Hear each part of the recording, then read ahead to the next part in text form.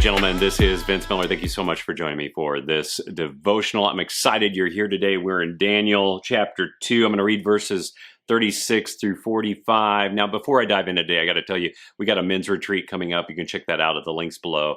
I hope you will, especially if you live in the 5-state region of North Dakota, South Dakota, Minnesota, Wisconsin, or Iowa.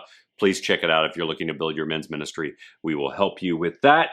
But let's read the text today. I'm going to go back over some texts I've already read because I want to read it as a whole so I can make a single point. Daniel 2, verse 36 reads, "This was the dream." So Daniel's telling Nebuchadnezzar the dream. "Now we will tell the king its interpretation. You, O king, the king of kings, to whom the God of heaven has given the kingdom, the power, and the might, and the glory, and into whose hand he has given, wherever they dwell, the children of man, the beasts of the field, and the birds of the heavens, making you rule over them all." In other words, Daniel is establishing what we already know, that Nebuchadnezzar is the leader of a major Gentile empire, a world empire, by the way. Then he says, "You are the head of gold." So he's interpreting the dream. "Another kingdom inferior to you shall arrive after you, and yet a third kingdom of bronze, which shall rule over all the earth. And there shall be a fourth kingdom, strong as iron, because the iron breaks into pieces and shatters all things. And like iron that crushes, it shall break and crush all these." That, of course, is the Roman Empire.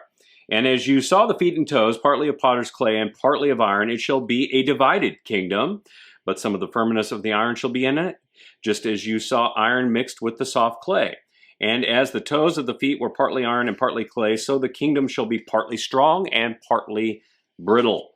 As you saw the iron mixed with the soft clay, so they will mix with one another in marriage, but they will not hold together, just as iron does not mix with clay. And in the days of those kings, the God of the heaven will set up a kingdom that shall never be destroyed, nor shall the kingdom be left to other people. It shall break into pieces all the kingdoms, bringing them to an end, and it shall stand forever. Just as you saw a stone was cut from a mountain by no human hand, and that it broke it into pieces, the iron, the bronze, the clay, the silver, and the gold. A great God has made known to the king what shall be after this. The dream is certain, and its interpretation is true." Now, fellas, that's a pretty incredible dream, revelation, and interpretation that God delivered to Daniel and Nebuchadnezzar. It makes known hundreds, if not thousands of years of future events. So it's no wonder that this king was terrified by this. He was given a glimpse far into the future. And get this, Nebuchadnezzar was not a God-fearing man. I think it's kind of laughable because we have a lot of supposed God-fearing men out there today who claim to know biblical events in the future. And yet in this instance, God gave it first to someone who didn't even know or fear him. I think God does stuff like this just to mess with us so we'll know his great power. And I'm going to be honest with you. I think this dream actually still terrifies us to some degree. As we discussed last time, there are things about this prophecy that we understand today only because, well, history has revealed them. And yet there are small little pieces of this prophecy that we still don't get.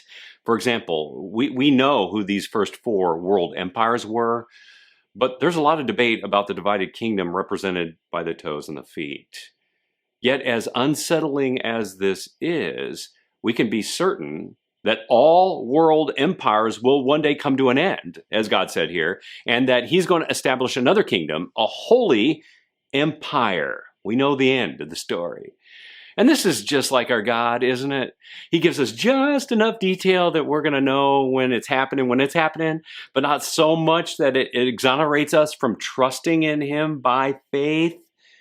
For example, did you know that there are about 20 to 25 books in our world today that claim to have some form of divine scripture in them? About 20, maybe 25 books that claim to have some form of divine spiritual revelation in them by a spiritual leader.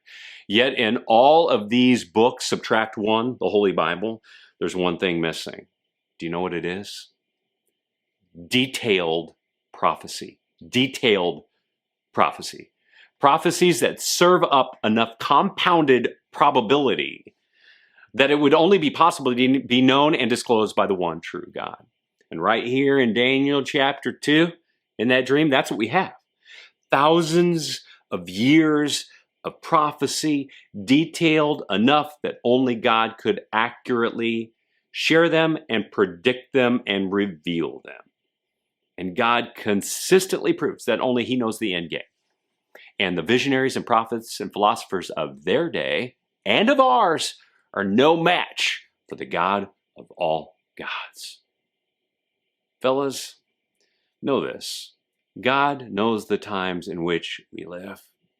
He knows the leaders of this world are losing their minds. But guess what? He's got it all figured out. And all we need to do is be faithful as He reveals the next portion of the prophecy in our time. And one day, He's going to hurl a giant rock at the empires of this world, and then He will establish a new empire under a holy and righteous king. So guys, don't be worried about this time. Just look forward to the day that we all join under His leadership. I love you guys. I'll see you right back here again tomorrow.